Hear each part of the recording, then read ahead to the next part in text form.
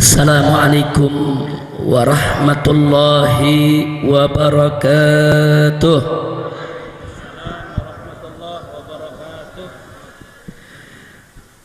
Bismillah walhamdulillah wala hawla wala quwwata illa billah. Ashhadu an la ilaha illallah wahdahu la syarika lah wa ashhadu anna sayyidana Muhammadan abduhu wa rasuluh la nabiyya ba'dah. Allahumma salli wa sallim wa barik ala sayyidina wa habibina wa syafi'ina wa maulana nabiyyina Muhammadin wa ala alihi at-tahirin at-tayyibin wa ashabihi al-ghurril mayamin wa man tabi'ahum bi ihsanin ila yaumiddin. Saudara, tadi menjelang maghrib saya sampai masuk ke Tegal ini, saya bertemu dengan Ustadz Saifullah. Beliau bercerita yaitu tentang keinginan daripada beliau dan panitia untuk saya bisa menjelaskan tentang peran NU dan seluruh para pemudanya, yaitu dalam perjuangan melawan PKI. Saya terima apa yang beliau inginkan tadi dan saya sampaikan kepada beliau, insya Allah malam hari ini akan kita bahas yaitu persoalan tentang apa dan bagaimana PKI, insya Allah. Karena memang kebetulan saya ingin sampaikan kepada segenap umat Islam, tahun ini secara gencar di mana-mana saya dan kawan-kawan sedang melakukan kampanye besar-besaran untuk mengantisipasi kebangkitan PKI di Indonesia. Bahkan sejak bulan Januari tahun 2015 sudah santer kedengaran dari istana bahwa sejumlah LSM komprador, sejumlah komunitas liberal termasuk di dalamnya Komnas HAM, Kontras dan Setara Institut secara resmi menyurati Presiden, menggelar konferensi pers meminta agar Presiden Republik Indonesia Joko Widodo atas nama negara meminta maaf kepada PKI. Jadi ini bukan isu, saudara, bukan. Ini real. Jadi mereka tulis hitam di atas putih, ada surat, ada konferensi pers, dan terus kami turi, saudara. Ternyata Bapak Presiden goyang, tekanan dari kanan, tekanan dari kiri, terus ditekan sampai puncaknya di bulan Agustus. Karena Bapak Presiden labil, Bapak Presiden dalam tekanan, bahkan ada tanda-tanda kalau beliau akan minta maaf kepada PKI. Sampai Gus Solah, Kiai Haji Salahuddin Wahid hafizahullah ta'ala dari Tebu Ireng, saudara, memberikan pernyataan pers. Beliau katakan jika Presiden minta maaf kepada PKI, maka berarti Presiden telah menyakiti perasaan hati seluruh warga NU di Indonesia. Betul? Enggak sampai di situ, bahkan ditegaskan kembali oleh Al-Muhtaram Al-Mukarram Kiai Haji Hasim Muzadi, mantan Ketua Umum PBNU, saudara, yang saat ini beliau menjadi salah satu anggota One Team Press, Dewan Pertimbangan Presiden. Beliau langsung bicara kepada Presiden, kalau Bapak Presiden sampai minta maaf kepada PKI, bukan NU saja disakiti, seluruh umat Islam Indonesia ikut disakiti, saudara. Betul? Dan gak sampai di situ, Kiai Haji Hasyim Muzadi bicara kepada kami para habaib, kalau sampai presiden minta maaf kepada PKI, ya bubar-bubaran, bargi barbe, bubar sigi, bubar kabeh. Artinya isyarat dari beliau, kalau sampai presiden minta maaf kepada PKI, beliau akan mundur dari Watim-Pres. Beliau nggak terima, saudara. Ada urusan apa presiden meminta maaf sama PKI? Nah, saya ditanya sama wartawan, Habib, kenapa sih presiden nggak boleh minta maaf sama PKI? Saya jawab, sekalian lagi minta maaf sama Belanda, sekalian minta maaf sama Jepang, sekalian presiden pidato, Belanda maaf ya, dulu kami ngelawan, minta maaf, maaf dulu waktu anda menjajah kami nggak patuh, maaf Belanda, maaf kalau anda dulu nggak kerasan di negeri kami, minta maaf Belanda. Tanggung-tanggung amat minta maaf sama PKI, saudara. Bukan pada tempatnya, saudara. Tadinya kita pikir, saudara, sebelum bulan Januari ini cuman rumor, cuman isu. Ternyata tidak. Betul-betul presiden meminta maaf kepada PKI, saudara. Akhirnya kami keliling, kami datang ke DPR, kami datang ke MPR, kami datang ke Panglima TNI, kami datang ke Kapolri, kami datang ke Pangkostrat, kami datang ke seluruh lembaga tinggi negara, saudara. Dan akhirnya tanggal 16 Agustus kami gelar parade tauhid yang diikuti oleh 500.000 umat Islam dari semua elemen, saudara. Ada NU-nya, ada Bansernya, ada Muhammadiyahnya, ada Persisnya, ada Wasdiyahnya. Rame-rame kita turun di Jakarta, kita putihkan di Jakarta, kita nyatakan haram presiden minta maaf kepada PKI, saudara. Takbir, sallu ala nabi. Nah, sekarang pertanyaannya, kenapa sampai kita haramkan? Ada orang protes, Habib Rizik jangan sembarangan bilang haram. Kan ajaran Islam mengajarkan kita untuk saling memaafkan, minta maaf kepada orang, baik kita salah atau tidak salah. Kenapa Habib Rizik haramkan? Saudara, mereka yang bicara semacam itu tidak paham sejarah. Mereka nggak ngerti sejarah. Mereka tidak paham bagaimana dulu PKI, saudara, mengkhianati Republik ini. Saudara, kenapa saat ini banyak generasi muda kita yang tidak paham tentang PKI, saudara? Sebelum saya uraikan sejarah PKI secara tuntas, catat baik-baik, saudara. Pertama, sebelum reformasi tahun 1998, saudara, pengkhianatan PKI itu masuk dalam kurikulum pendidikan nasional Indonesia, saudara.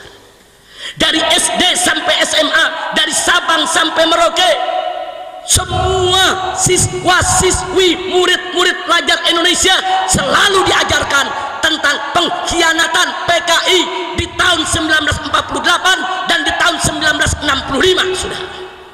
Tapi begitu reformasi tahun 1998, pengkhianatan PKI hilang dari buku pelajaran, lenyap dari kurikulum, saudara. Yuk kita bertanya, apa yang harus kita tanyakan, saudara? Siapa itu orang kuat yang mampu menghapus PKI dari kurikulum, saudara? Kalau orang biasa, orang lemah, nggak bisa menghapus kurikulum PKI, saudara. Kurikulum PKI secara nasional dihapus sampai hari ini. Makanya pemuda-pemuda Indonesia, saudara, siapapun dia yang lahir di tahun 90-an, yang tahun 98 baru duduk di SD, sampai hari ini mereka tidak pernah mendapat pelajaran tentang pengkhianatan PKI. Mereka nggak tahu siapa PKI, saudara. Nggak sampai di situ. Sebelum tahun 1998, saudara, televisi nasional, baik itu TVRI maupun televisi swasta, diharuskan setiap tanggal 30 September untuk memutar ulang film dokumenter tentang pengkhianatan G30S PKI, saudara. Tapi setelah reformasi 98, semua televisi tidak ada lagi yang berani untuk memutar film dokumenter G30 SPKI, dilarang. Pertanyaannya, siapa itu? Siapa yang punya kekuatan untuk melarang semua televisi, saudara? Itu bukan orang kecil, itu bukan orang biasa, itu orang kuat, baik secara keuangan, secara ekonomi, maupun secara politik, saudara. Kalau dia orang lemah, nggak bisa, saudara. Dia larang televisi, sampai hari ini tidak berani untuk memutar kembali film dokumenter pengkhianatan PKI. Waktu film itu disetel dari Sabang sampai Merauke, di kampung-kampung orang lihat, orang dengar, orang tonton, orang tahu kebiadaban PKI, saudara. Yang ketiga, saudara, semenjak reformasi tahun 98, saudara, Anda tahu apa yang hilang dari tengah-tengah kita? Dulu sebelum tahun 98, setiap orang akan menjadi pejabat publik, mau jadi bupati, mau jadi wali kota, saudara, mau jadi gubernur, mau jadi anggota dewan, baik dari DPR tingkat pusat sampai daerah, wajib untuk mengikuti litsus, saudara. Ada litsus. Apa itu litsus? Penelitian khusus. Si calon pejabat diperiksa, saudara, bagaimana kaitannya dengan PKI dari semua aspek, saudara, baik kekerabatan, pertemanan, pergaulan, sampai kepada pemahaman dan ideologinya, saudara. Kalau teridentifikasi seorang calon pejabat ada paham-paham PKI, ditolak, nggak bakal dilantik, dibatalkan. Tapi sekarang, saudara, di DPR RI kita punya daftarnya, tidak kurang dari 100 anggota DPR RI. Mereka adalah orang-orang yang sampai hari ini tetap mengkampanyekan ideologi PKI. Bisa jadi anggota DPR RI, bahkan ada yang bangga, dia ledek kita semua, saudara. Dia masuk ke salah satu partai, kemudian masuk menjadi anggota DPR RI, saudara.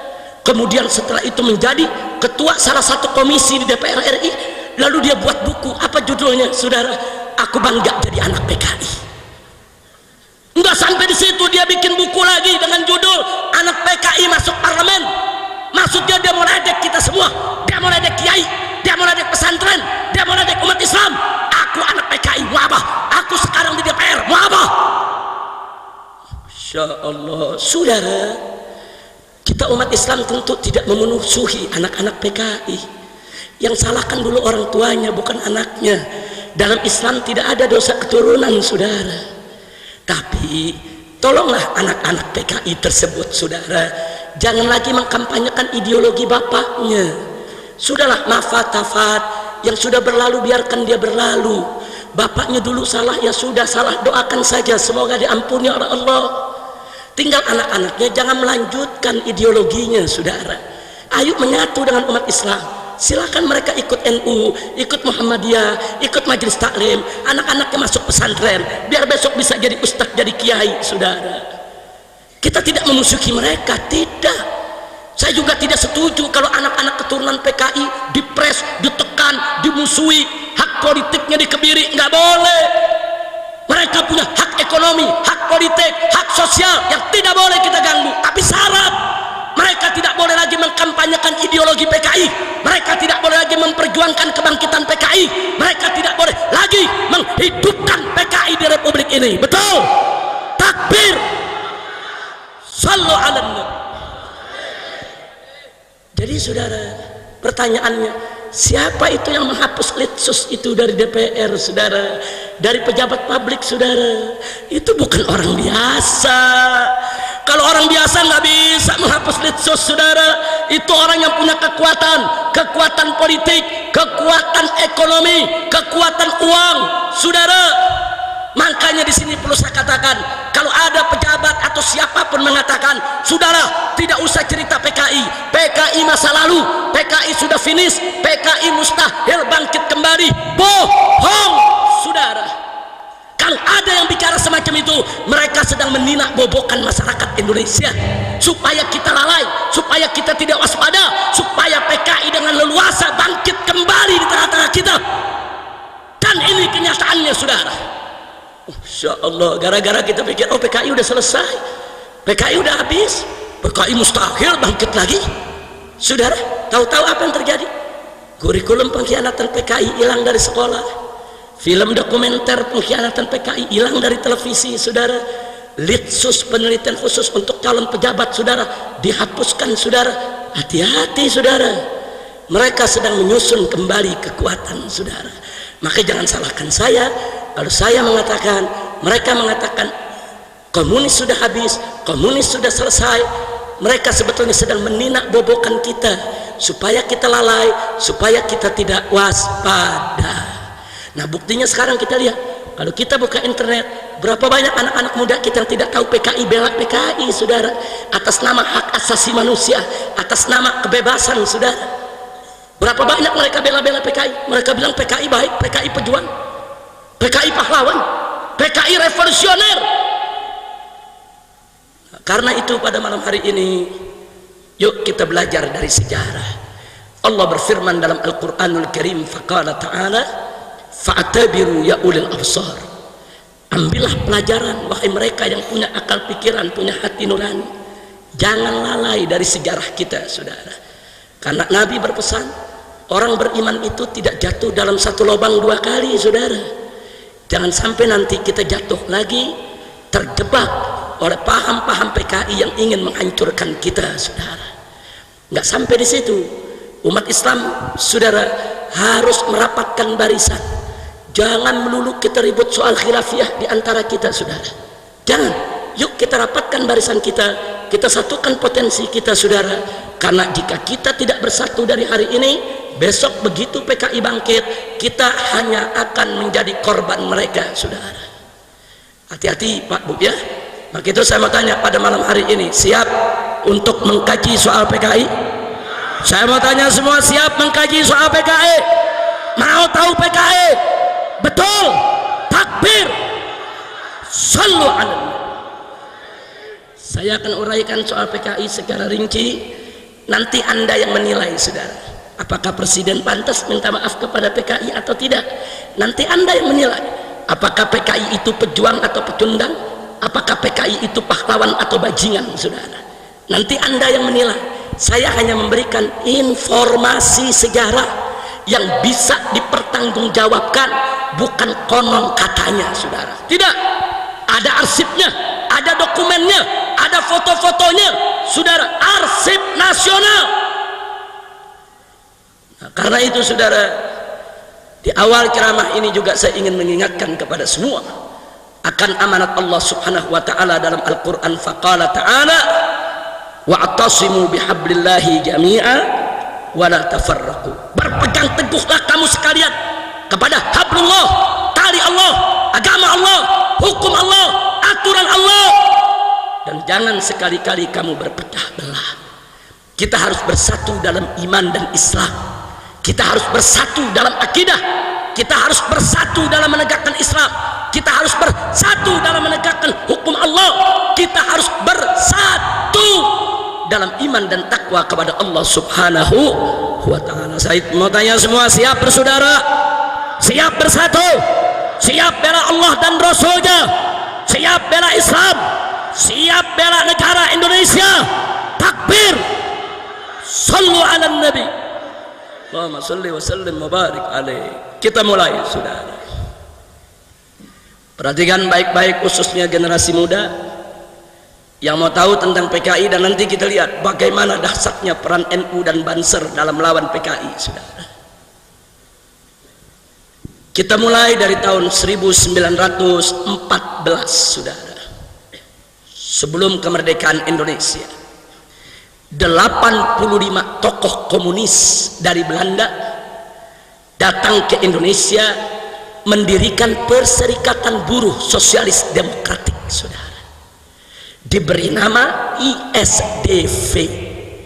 ISDV itu singkatan dari Indiski Sosialis Demokratik Verniki, yang artinya Serikat Buruh Sosialis Demokratik yang berpaham komunis, yang berkiblat kepada Uni Soviet. Kenapa ISDV ini didirikan di Indonesia oleh 85 tokoh komunis Belanda? karena partai sosialis di Belanda hendak menggoyang pemerintahan Hindia Belanda, saudara. Kenapa mau digoyang? Karena pemerintahan Hindia Belanda, saudara, berpaham kapitalis. Jadi mereka mau goyang stabilitas politik untuk mereka jatuhkan pemerintah kapitalis yang berkuasa agar mereka bisa kudeta ganti dengan pemerintahan komunis Belanda, saudara. Dan mereka melihat bahwa ladang Belanda ada di Indonesia. Belanda mengambil segala kekayaan Indonesia, rempah-rempah, segala macam produk pertanian, ladang, persawahan, kekayaan Belanda diambil dari Indonesia, saudara. Maka itu tokoh-tokoh komunis ini melihat goyang Indonesia, niscaya goyang pemerintahan Hindia Belanda. Kalau pemerintah Hindia Belanda sudah goyang, rubuhkan kapitalis, ganti dengan komunis, saudara. Itu manifesto politik mereka, saudara. Didirikanlah dan dipimpin oleh tokoh komunis Belanda yang bernama Henk Sneevliet, saudara. Apa yang dilakukan oleh serikat buruh ini? Dia merekrut para petani dan para buruh di kampung-kampung, saudara. Buru-buru perkebunan, buru-buru pelabuhan, saudara, buru-buru stasiun, terminal, di mana-mana, pabrik-pabrik, mereka rekrut, termasuk para petani, saudara, dengan janji kalau ikut ISDV mereka akan terlindungi secara hukum maupun politik, saudara, karena mereka resmi disetujui oleh pemerintah Belanda, sehingga pemerintah Belanda nggak sembarangan berani ganggu buruh dan tani. Dengan janji itu, saudara, berapa banyak rakyat yang tergoda, terjebak ikut ISDV, saudara, karena ada janji perlindungan, ada janji keamanan, saudara. Mereka ikut rame-rame. 3 tahun kemudian, di tahun 1917, saudara, ISDV terang-terangan membentuk DSI, Dewan Soviet Indonesia, saudara. Dia tunjukkan warnanya kalau dia bekerja sama dengan Uni Soviet yang ketika itu menjadi biang komunisme internasional, biang komunisme dunia, saudara. Ternyata ISDV dilindungi secara politik internasional oleh Uni Soviet. Lalu apa yang terjadi setelah itu, saudara? Atas arahan Uni Soviet, di tahun 1917 ISDV menggerakkan petani, menggerakkan buruh. Mereka tes gas, mereka coba-coba, saudara, bikin percobaan kerusuhan. Mereka bakar pabrik, mereka bakar perkebunan, mereka bakar pertokoan, saudara, di mana-mana. Tes gas, mereka mau uji coba, saudara, bisa tidak menggoyang Belanda, saudara. Akhirnya, saudara, mereka semua ditangkap oleh Belanda. Belanda turun mengatasi kerusuhan yang ada, saudara. Akhirnya tokoh-tokoh komunis Belanda tersebut ditangkap dan dikembalikan ke Belanda, saudara. Hanya beberapa gelintir yang dinyatakan tidak bersalah diizinkan untuk tidak kembali, saudara. Tapi yang kesian adalah petani dan buruh, saudara. Mereka ditangkapi oleh Belanda, yang ditembak mati, yang digantung di jalanan, yang dibui, yang dipenjara, saudara, disiksa setiap hari. Orang Belandanya ditangkap, dipulangin ke Belanda, selesai. Tapi orang kita dikorbankan, saudara. Itu yang dilakukan ISDV. Jadi anak-anak PKI jangan coba-coba sok-sok bangga-banggaan, saudara. Anak-anak PKI di Indonesia apa mereka bilang? Kami pejuang, kami pahlawan, kami revolusioner. Tahun 1917 kami berontak kepada Belanda. Ahlan wa sahlan bil habib, fadhal, fadhal, silakan, silakan. Sallu ala nabi, fadhal, silakan, silakan. Ahlan wa sahlan, ya marhaba, barakallahu. Ahlan wa sahlan. Kira-kira yang saya sampaikan jelas tidak? Saya tanya semua, kira-kira yang saya sampaikan jelas tidak? Paham semua? Betul? Jadi anak-anak PKI sekarang, saudara, mereka apa mereka bilang? Perhatikan semua, ini penjelasan sejarah yang amat penting. Tolong perhatikan semua, jangan sampai luput dari perhatian. Jadi saudara, anak-anak PKI sekarang lewat internet apa mereka bilang? Kami pejuang, kami revolusioner. Dulu tahun 1917 kami lawan PKI. Sebelum yang lain berani melawan PKI, kami yang sudah melawan PKI.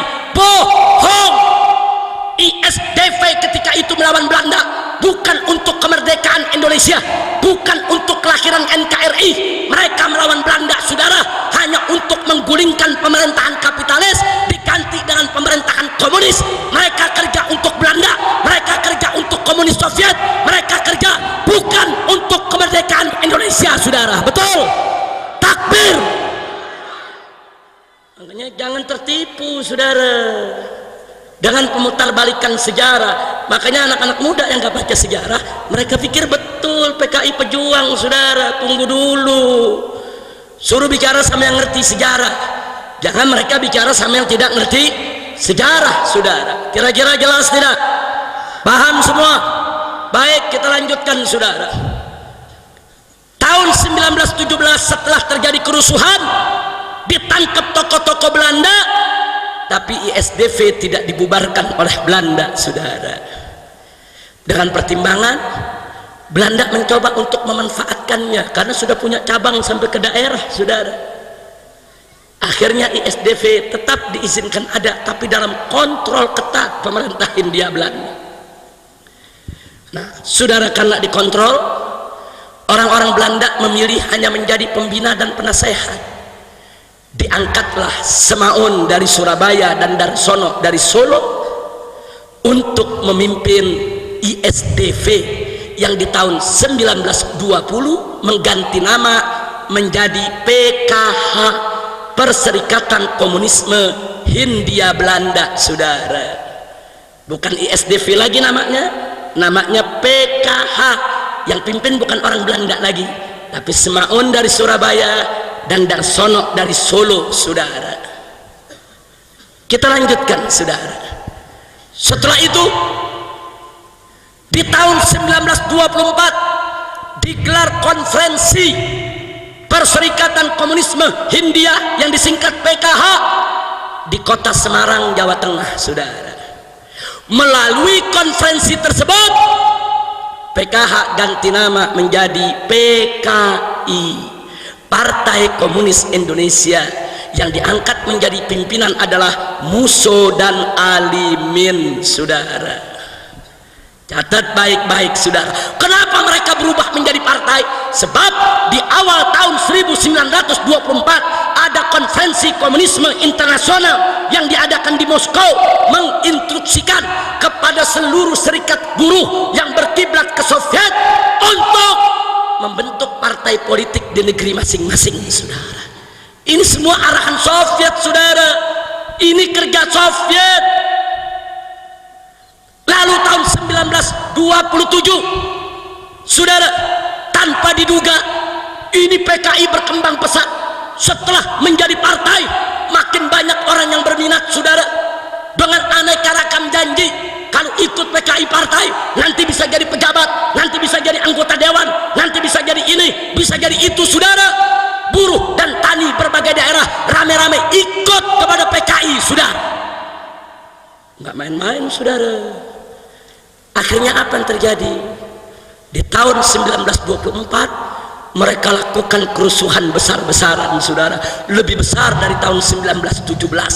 Mereka bakar terminal, mereka bakar stasiun, mereka lakukan sabotase kepada kantor-kantor pemerintah, mereka bakar perkebunan, mereka bakar hutan, mereka bikin kekacauan di mana-mana.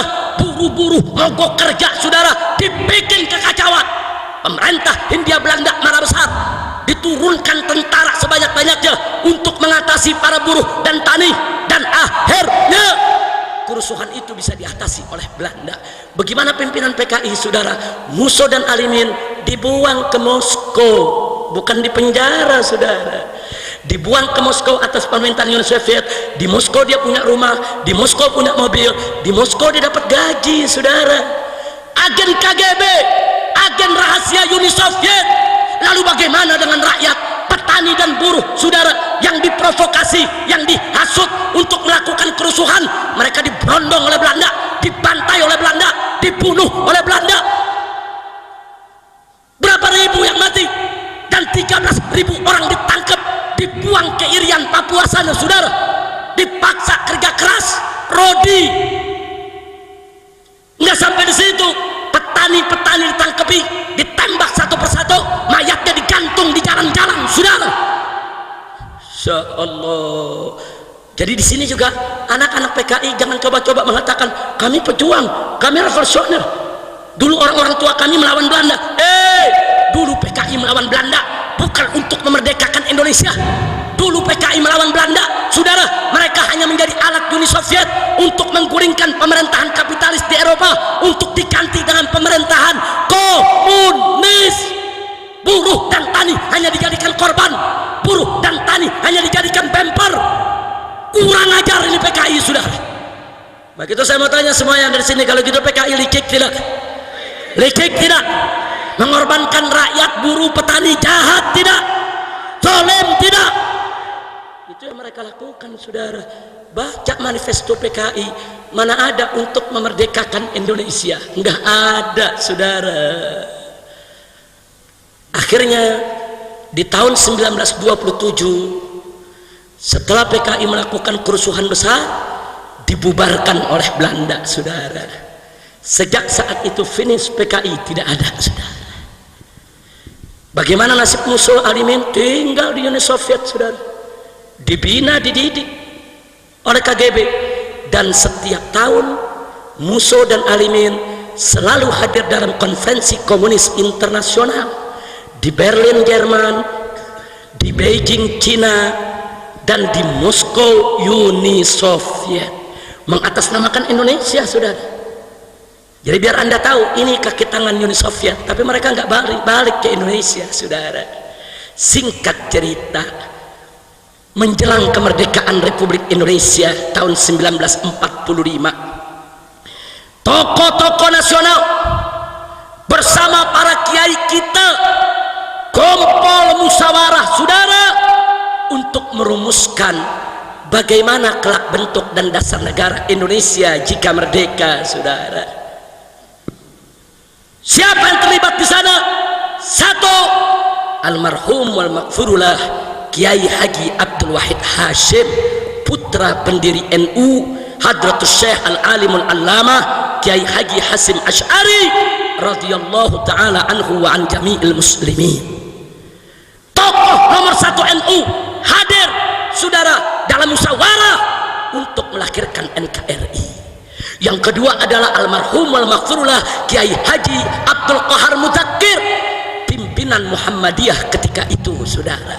Dan yang ketiga adalah almarhum wal maghfurullah Kiai Haji Agus Salim, yang ketika itu menjadi pimpinan Sarekat Islam, saudara. Ini trio kiai, ini trio ulama, saudara, luar biasa. Kenapa Bung Yamin, Bung Hatta berbulan-bulan berdebat dengan kiai kita tiga ini untuk bicara dasar negara? Nggak menang, saudara. Nggak menang. Bagaimana Bung Hatta, Bung Karno, Bung Yamin mau menang berdebat sama kiai yang hafal Quran? Al-Quran 30 juz dihafal, apalagi Pancasila 5 butir. Betul? Betul? Makanya nggak menang, saudara. Bung Hatta, Bung Karno, Bung Yamin ngotot Indonesia harus menjadi negara sekuler, saudara. Sebagaimana tadi Ibu Nyai, wakil bupati kita, mengatakan negara nggak bisa dipisah dari agama. Itu prinsip NU dari semenjak berdiri, saudara. Ketika itu Bung Hatta, Bung Karno, Bung Yamin minta negara-negara, agama-agama, politik-politik, agama-agama nggak boleh ada, ini harus menjadi negara sekuler. Ditentang oleh Kiai Haji Wahid Hasim, ditentang oleh Kiai Haji Agus Salim, ditentang oleh Kiai Haji Abdul Qahar Mudzakkir. Tiga ulama ini bersatu, saudara, supaya Indonesia lahir tetap ada di rel agama. Akhirnya mereka berhasil bahwa Indonesia negara berdasarkan ketuhanan. Bahkan ketika itu, saudara, pada tanggal 22 Juni tahun 1945, yang disepakati oleh para founding father, para pendiri bangsa Indonesia adalah Indonesia berdiri atas dasar ketuhanan dengan kewajiban menjalankan syariat Islam bagi pemeluk-pemeluknya, tidak dipaksa buat orang di luar Islam. Tapi pada tanggal 17 Agustus, begitu kita merdeka, Jepang tidak terima ada syariat, saudara. Ditekan Bung Karno, ditekan Bung Hatta, ditekan Bung Yamin supaya syariatnya dihapus, saudara. Akhirnya tanggal 18 Agustus digelar lagi sidang sayang sejuta sayang, saya harus kabarkan kepada masyarakat NU yang ada di Tegal, begitu dikelar musyawarah kembali, trio ulama enggak diundang lagi, saudara. Kiai Haji Wahid Hasim tidak hadir, Kiai Haji Abdul Qahar Mudzakkir tidak hadir, Kiai Haji Agus Salim tidak hadir. Kenapa mereka bertiga tidak diundang? Karena Bung Hatta, Bung Yamin, dan juga saudara Bung Karno, mereka tahu kalau tiga kiai ini diundang nggak menang berdebat, saudara. Mereka udah tahu kok, berbulan-bulan berdebat sama kiai soal dasar negara, saudara, nggak menang. Akhirnya ketuhanan diganti, ketuhanan dengan kewajiban menjalankan syariat Islam bagi pemeluk-pemeluknya, dengan kewajiban dan seterusnya dicoret, dihapus, saudara. Hanya tinggal ketuhanan. Tapi ketika itu orang-orang NU yang hadir, walaupun tidak sekaliber Kiai Hasim, Kiai Wahid Hasim, orang-orang Muhammadiyah yang hadir termasuk Ki Bagus, saudara, mereka protes, mereka tentang, terjadi perdebatan. Akhirnya kelompok Islam mengalah, tapi dengan syarat boleh dihapus dengan kewajiban menjalankan syariat Islam bagi pemeluk-pemeluknya, tapi syarat ketuhanannya ditambah yang Maha Esa. Bung Karno setuju, Bung Hatta setuju, saudara. Begitu juga Bung Yamin. Jepang juga nggak keberatan, saudara. Inilah, saudara, inilah pertolongan Allah. Wa yamkuruna wa yamkurullah wallahu khairul makirin. Mereka berusaha menghapus syariat dari dasar negara, dihapus, tapi tanpa mereka sadari syariat dihapus, tauhid yang datang, saudara. Saya mau tanya, ketuhanan yang Maha Esa, saudara, siapa Tuhan yang Maha Esa? Jawab yang kompak, siapa Tuhan yang Maha Esa? Siapa Tuhan yang Maha Esa? Siapa Tuhan yang Maha Esa? Syariat dihapus, gantinya tauhid, saudara. Subhanallah. Jepang nggak sadar, saudara, syariat hilang, diganti tauhid, naik pangkat, saudara. Alhamdulillah. Itu cerdasnya orang NU dulu, itu cerdasnya orang Muhammadiyah dulu, itu cerdasnya para kiai dulu yang berjuang untuk mendirikan negara Republik Indonesia. Bagus tidak? Bagus tidak? Saya tanya, kalau begitu jasa NU dalam mendirikan NKRI besar tidak? Besar tidak? Nggak bisa dihapus dari lembaran sejarah, saudara. Tanpa NU jangan mimpi NKRI ini hadir, tanpa NU jangan mimpi Pancasila itu ada, saudara. Tanpa NU jangan mimpi dasar negara kita ketuhanan yang Maha Esa. Dengan izin Allah Subhanahu wa Ta'ala, dengan rahmat dan berkahnya, NU Muhammadiyah Syarikat Islam saat itu bersatu untuk melahirkan NKRI yang berdasarkan ketuhanan yang Maha Esa. Sekali lagi bersyukur, alhamdulillah. Kira-kira jelas tidak? Nah, saya mau tanya, ada PKI ikut rapat? Nggak ada. Ada PKI ikut musyawarah? Nggak ada, saudara. PKI udah bubar. Musuh Arimin ada di Soviet, saudara.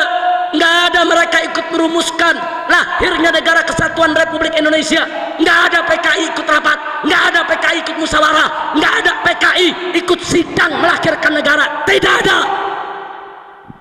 Yang melahirkan negara Republik Indonesia adalah saudara Kiai Haji Wahid Hasim, Kiai Haji Abdul Qahar Mudzakkir, Kiai Haji Agus Salim, Bung Karno, Bung Hatta, Bung Yamin, dan kawan-kawan yang ikut dalam sidang BPPKI, saudara. Itu yang melahirkan Republik Indonesia. Tidak ada PKI. Kira-kira jelas tidak? Paham tidak? Alhamdulillah. Ada PKI ikut dalam melahirkan Republik? Ada, saudara. Lanjut. Panjang ini. Lanjut jangan. Udah malam. Udah terus. Mau hujan. Warabobo. Lanjut. Nih bisa panjang sampai pagi nih. Boleh sampai pagi? Boleh sampai pagi? Ente sampai pagi, aneh pulang. Masya Allah. Baik, kita lanjutkan, saudara. Tibalah kemerdekaan Republik Indonesia.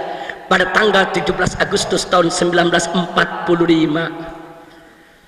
Begitu kita merdeka, saudara, membentuk pemerintahan, tidak ada satu PKI pun yang dilibatkan dalam pemerintahan, saudara. Yang terlibat dalam pemerintahan adalah tokoh-tokoh nasional dan para ulama, para kiai dari NU, Muhammadiyah dan Sarekat Islam. Mereka yang dilibatkan, saudara, dan mereka sepakat Soekarno sebagai presidennya, Bung Hatta sebagai wakilnya, walaupun belum ada pemilu, saudara. Ketika itu belum ada pemilu, saudara, tapi mereka sepakat untuk menyelamatkan negara, di mana Bung Karno, Bung Hatta mendapatkan tugas untuk menjaga stabilitas negara, menjaga kedaulatan kemerdekaan Republik Indonesia sampai bisa digelarnya pemilihan umum, saudara. Bagus tidak? Saya tanya umat Islam, kompak begitu? Bagus tidak? Bagus tidak? Siap kompak semua? Takbir! Kita kompak merdeka, saudara. Makanya jangan berpecah belah. Baik, saudara. Akhirnya, saudara, tokoh PKI dari Uni Soviet bulan Oktober pulang dari Moskow, saudara. Mereka pulang dari Moskow dengan Indonesia merdeka, saudara. Rame-rame mereka pulang. Mereka kumpulkan mantan-mantan tokoh PKI. Mereka menghadap ke Bung Karno. Mereka minta dilibatkan di dalam kekuasaan, saudara. Mereka merasa diri mereka masih besar. Mereka merasa mereka punya anggota di mana-mana. Tapi ditolak oleh Bung Karno dan kawan-kawan, saudara. Siapa mereka? Datang-datang minta kekuasaan. Unyil. Jadi saya tanya, kalau begitu Bung Karno menolak, bagus tidak? Bagus tidak? Ditolak. Nah, perhatikan, ini urusan Tegal ini, saudara. Ini urusan Tegal nih. Apa yang saya mau sampaikan, saudara? Begitu PKI ditolak, saudara, yang pertama PKI lakukan, mereka membangun gerakan bawah tanah, saudara. Di antara yang mereka bangun di Tegal ini, saudara, saya sebut di Tegal. Satu, mereka bentuk API, Angkatan Pemuda Indonesia.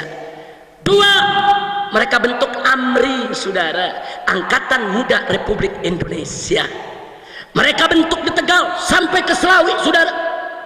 Mereka bentuk di Tegal, lurah-lurah dan camat-camat mereka datangi. Mereka paksa untuk ikut PKI. Yang nggak mau mereka ancam untuk dibunuh. Ada lurah di Tegal yang diculik dibunuh, camat di Tegal yang diculik dibunuh, saudara, karena tidak mendukung PKI. Bukan hanya di Tegal, termasuk di Banten, saudara. Bahkan di Banten mereka rebut Kabupaten Tangerang. Mereka tangkap, saudara, bupatinya. Mereka usir, yaitu, saudara, bupatinya adalah Agus Patmanegara. Nggak sampai di situ, satu tokoh nasional di wilayah Tangerang karena tidak setuju dengan PKI dibunuh, yaitu Otto Iskandar Dinata, saudara. Mereka bunuh. Yang tidak dukung PKI mereka bunuh. Kenapa mereka menciptakan teror dari Tegal ke Brebes, ke Banten, ke Tangerang, saudara? Supaya Bung Karno goyang, nerima mereka dalam kekuasaan. Ini kan negara baru merdeka, saudara. Bung Karno belum kuat, tentara belum kuat, saudara. Modal Bung Karno dukungan NU, modal Bung Karno dukungan Muhammadiyah, modal Bung Karno dukungan Sarekat Islam, saudara. Tentara nih masih baru dibentuk, saudara. Dirongrong. Akhirnya tanggal 21 Oktober tahun 1945 PKI mendeklarasikan diri kembali di Indonesia, saudara. Dia berdiri lagi sebagai partai, nggak bisa dilarang. Dia lawan Bung Karno. Begitu bulan Oktober tanggal 21 berdiri, saudara, Bung Karno tetap tidak akui mereka. Akhirnya PKI merebut keresidenan Pekalongan, saudara. Mulai dari Brebes, Tegal, Comal, Pemalang, Pekalongan, Batang dikuasai oleh PKI. Tentara-tentara di Tegal ditangkepi, lurah camat di Tegal ditangkepi, dibunuh. Kiai-kiai coba melawan, sembelih, saudara. Enggak main-main, saudara. Supaya Anda tahu apa mereka lakukan. Kenapa mereka begitu, saudara? Kenapa mereka begitu? Kenapa mereka lakukan itu semua, saudara? Bahkan Bupati Lebak, Raden Hardi Winangun, saudara, mereka bunuh, mereka sembelih. Kenapa mereka lakukan? Mereka menekan Bung Karno supaya mereka dilibatkan dalam kekuasaan, saudara. Dan akhirnya mereka berhasil, saudara. Tahun 1947 Bung Karno berunding dengan PKI. Akhirnya sepakat, presidennya Bung Karno, wakil presidennya Bung Hatta, dan perdana menterinya adalah Amir Sarifuddin, tokoh PKI. Amir Sarifuddin Harahap, saudara, asal dari Sumatera Utara tapi berkawan akrab dengan Musso dan Alimin, saudara. Dia menjadi perdana menteri. Begitu jadi perdana menteri, nggak ada lagi lurah yang diculik, nggak ada lagi camat yang dibunuh. Loh kok nggak ada? Kan yang nyulik dia, nggak kan yang bunuh dia. Makanya begitu mereka jadi tenang, nggak ada penculikan, nggak ada pembunuhan. Artinya PKI dibangun dengan gerakan teroris, PKI dibangun dengan pengancaman, intimidasi, teror, pembunuhan. Kalau gitu saya mau tanya, kalau gitu PKI, saudara, saya mau tanya, pejuang atau pecundang? Pahlawan atau bajingan? Nggak sampai di situ, saudara. Nggak sampai di situ. Cirebon mereka serbu, tentaranya mereka tangkapi, semua senjatanya mereka lucuti, sampai Istana Langkat di Sumatera Utara, saudara, mereka serbu, sultannya mereka bunuh, keluarganya mereka bantai, harta bendanya semua mereka rampas. Mereka halalkan untuk merampas harta benda siapa saja yang tidak sejalan dengan mereka. Insya Allah. Jadi PKI saat itu di Jawa Tengah cukup kuat, saudara. NU di Jawa Tengah ketika itu cukup terjepit, saudara, tapi NU tetap solid. Pembelaannya terhadap ulama luar biasa, khususnya para pemuda Ansor dan Banser, saudara. Lanjut. Para ulama marah, NU marah, Muhammadiyah marah, Syarikat Islam marah, protes. Kenapa PKI bisa menjadi perdana menteri, saudara? Tapi Bung Karno menenangkan. Bung Karno ini orangnya baik, husnudzon, berpikir untuk negara. Apa kata Bung Karno? Kalau mereka bisa kita rangkul untuk kedaulatan negeri kita, kenapa tidak? Ini Belanda ngancam mau datang lagi. Jangan sampai nanti Belanda datang kita pecah belah. Sudahlah kita rangkul, yang penting kita bersatu untuk lawan Belanda, saudara. Ingat, Bung Karno, saudara, ketika itu posisinya masih lemah, baru merdeka. Jadi Bung Karno harus berpikir panjang untuk tidak menciptakan konflik sesama anak bangsa, saudara. Wajar, makzur, nggak bisa disalahkan saat itu putusan Bung Karno, saudara. Jelas tidak? Tapi akhirnya PKI memanfaatkan kesempatan. Sepanjang tahun 1947, saudara, begitu Amir Sarifuddin menjadi perdana menteri, saudara, itu kepala-kepala dinas di pegawai negeri sipil diganti dengan kader-kader PKI, komandan-komandan polisi, komandan-komandan tentara diganti dengan kader-kader PKI. PKI masuk angkatan darat, PKI masuk angkatan laut, PKI masuk angkatan udara, PKI masuk ke pegawai negeri, semua angkatan PKI masuk, saudara. Marah para ulama, saudara, tapi ditenangkan oleh Bung Karno. Ulama minta supaya PKI ini kabinetnya dibubarkan, tapi Bung Karno nggak bisa kerjakan itu, saudara. Tekanan PKI terlalu kuat. Akhirnya kesempatan itu datang.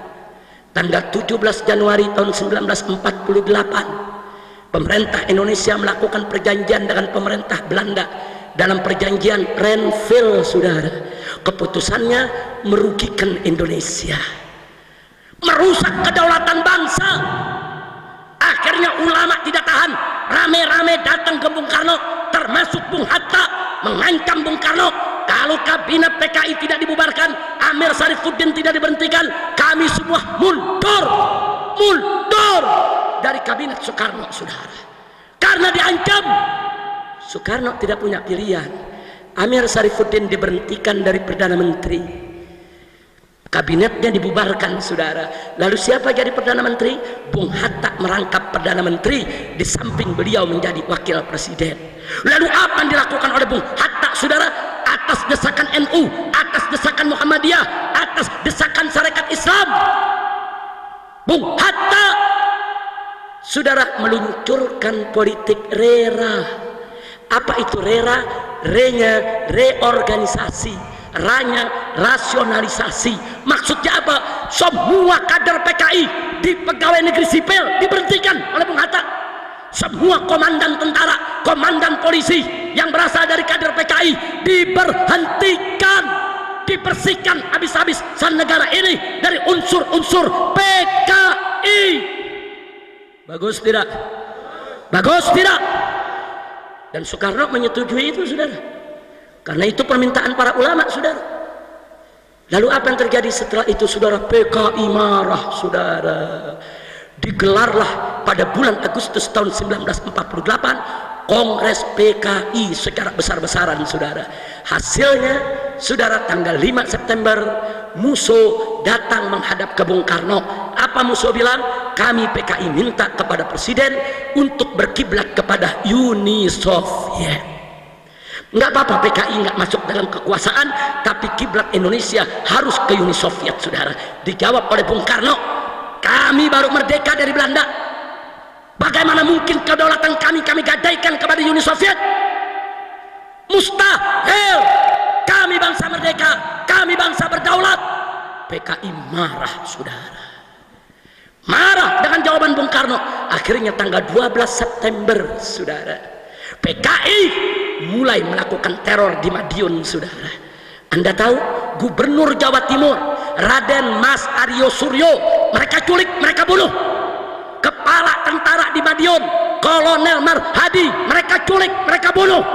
Kepala Rumah Sakit Solo Dr. Mawardi, saudara, mereka culik, mereka bunuh. Bahkan, saudara, di tanggal 17 September mereka menyerang pondok pesantren almarhum Kiai Haji Sulaiman Zuhdi Afandi, saudara, di Magetan. Mereka serbu, santrinya mereka bantai, 108 orang mereka tangkap. Kiainya, ustadznya, lurahnya, camatnya, kepala polisinya, kepala tentaranya, 108 orang mereka seret ke pabrik gula Gorang Gareng, saudara, dan mereka sembelih satu persatu. Dan mereka masukkan ke dalam sumur di desa Koco, saudara, kecamatan Bendo, Kabupaten Magetan. Mereka bunuh karena Kiai tidak mendukung PKI, karena Kiai pro kepada Bung Karno dan Bung Hatta, saudara. Supaya kita tahu, besoknya setelah membunuh Kiai, saudara, tanggal 18 Septembernya mereka deklarasikan bahwa Madiun dan sekitarnya, saudara, menjadi negara baru dengan nama Negara Republik Soviet Indonesia. Presidennya Musso, Perdana Menterinya, saudara, Amir Sarifuddin. Kira-kira jelas tidak? Saya tanya, khianat bukan itu? Jawab yang kompak, khianat tidak itu? Khianat tidak itu? Nggak sampai di situ, saudara.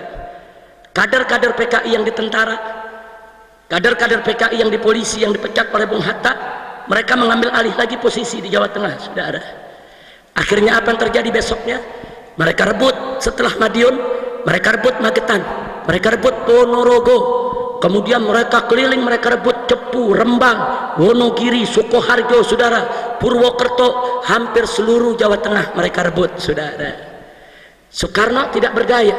Soekarno panggil Panglima Besar Jenderal Sudirman, ditugaskan oleh Bung Karno untuk menyelesaikan persoalan Jawa Tengah harus dipulihkan. Sementara tentara-tentara di Jawa Tengah sudah dilucuti oleh PKI, saudara. Akhirnya tentara Siliwangi dari Jawa Barat dan tentara dari Jawa Timur semua merapat ke Jawa Tengah di bawah pimpinan Panglima Besar Jenderal Sudirman. Tanggal 30 September Madiun direbut kembali oleh Panglima Besar Jenderal Sudirman, saudara.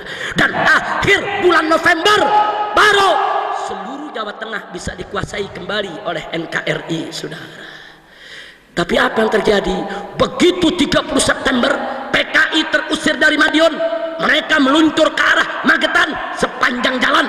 Mereka bantai penduduk, sepanjang jalan mereka bunuh orang, sepanjang jalan mereka tangkap, mereka ikat, mereka seret. Saudara, ribuan orang mereka tawan, ribuan orang mereka sandera, mereka bawa ke pabrik gula Goranggareng dan ke pabrik gula Alas Tewu. Saudara, satu persatu disembelih. Saking banyaknya yang disembelih, darah yang mengalir sampai ke betis kaki manusia. Saudara, ini PKI ini. Saudara, kiai dibunuh, pesantren dibakar, jenderal dibunuh, pejabat dibunuh. Ini PKI. Tapi alhamdulillah saudara, bulan November Musuh Alimin tertangkap dan dihukum mati, dieksekusi oleh tentara, saudara. Dan seluruh Jawa Tengah akhirnya bisa diambil alih kembali. Alhamdulillah. Saya mau tanya jujur, kira-kira PKI kalau udah begitu pantasnya dibubarin tidak? Jujur, jawab yang kompak. Bubarin jangan? Bubarin jangan? Khianat tidak? Zalim tidak? Biadab tidak? Tapi sayang, sejuta sayang, Bung Karno memutuskan tidak membubarkan PKI, saudara. NU protes, Muhammadiyah protes. Apa jawab Bung Karno?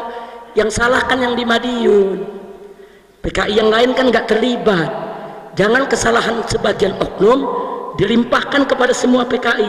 Itu alasan Bung Karno, saudara.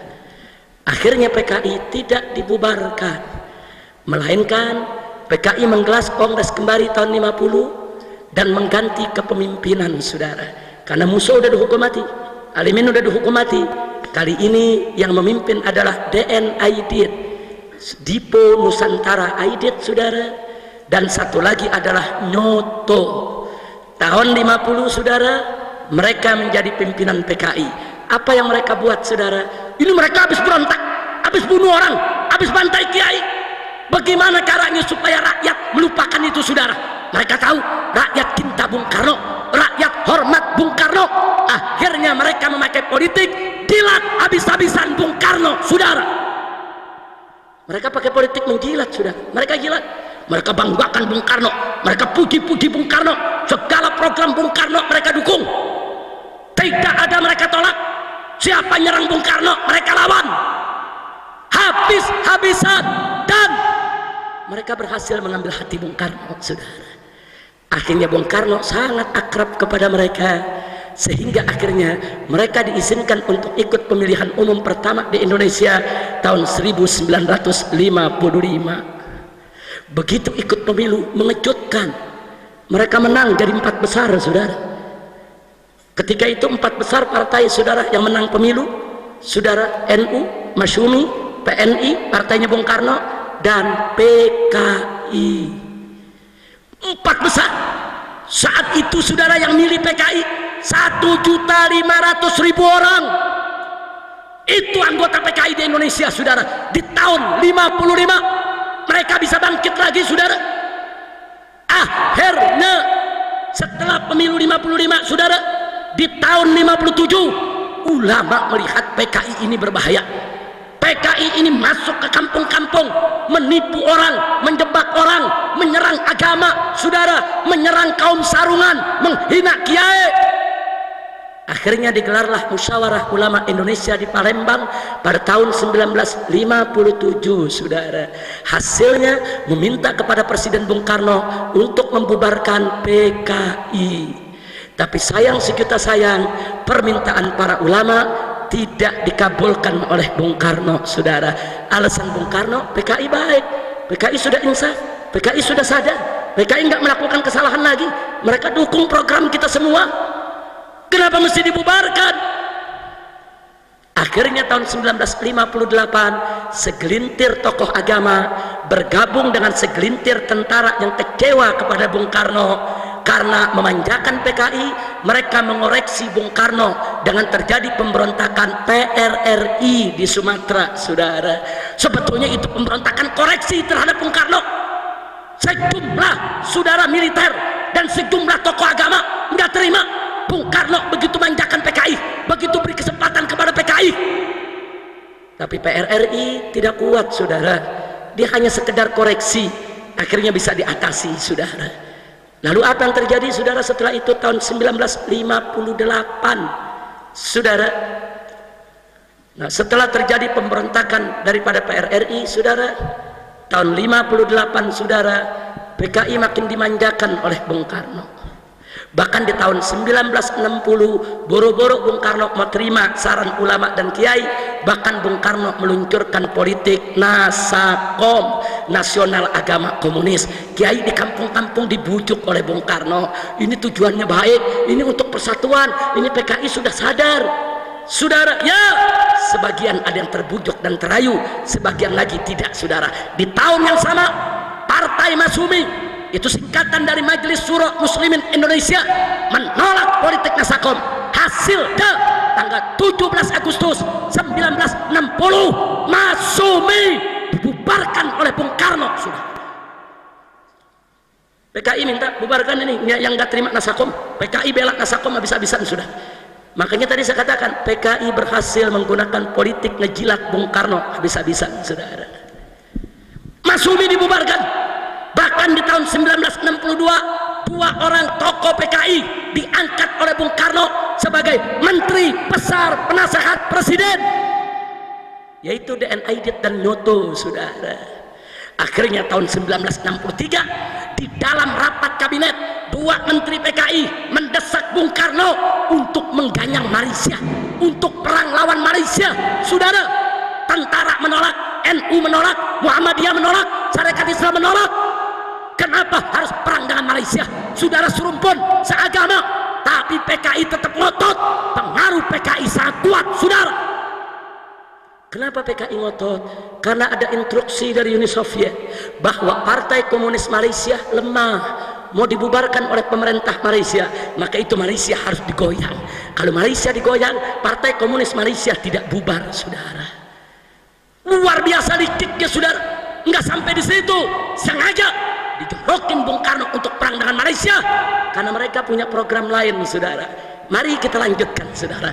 Begitu sudah perang dengan Malaysia, tentara diturunkan, personel kurang, PKI mengajukan proposal kepada Bung Karno, saudara.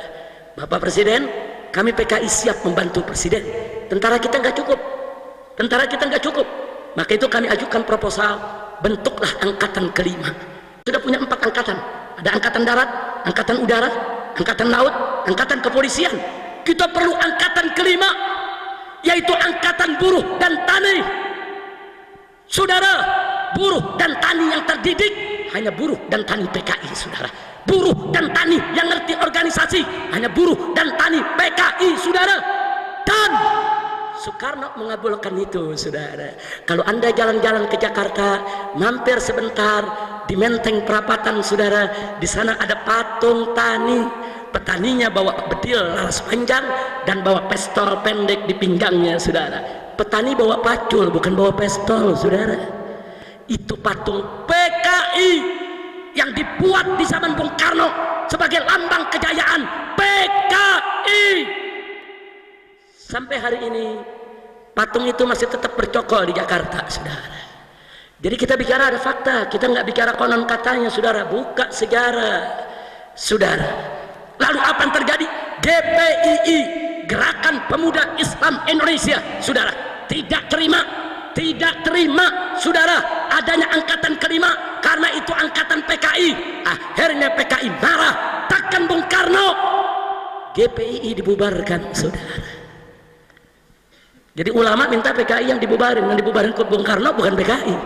Masyumi, GPII, saudara, nggak sampai di situ, saudara.